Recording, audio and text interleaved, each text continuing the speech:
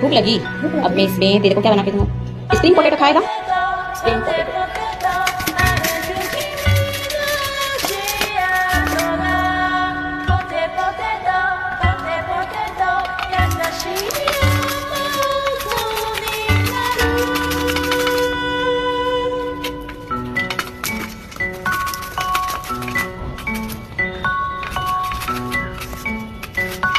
Spring potato बनाने के लिए मैं कॉर्नफ्लावर, मेंथा, घर के मसाले, ये मसाला और मायोनीज, इस तरह से एक पेस्ट तैयार करेंगे जिसमें 1 कप पानी। मसाला तैयार करके रखिए, मेंथा, कॉर्नफ्लावर और मायोनीज, और इसमें हम डालेंगे फूड लाल कलर और मैगी मसाला। ऑयल तैयार है और उसे ऑयल डालेंगे, इसमें डालेंगे।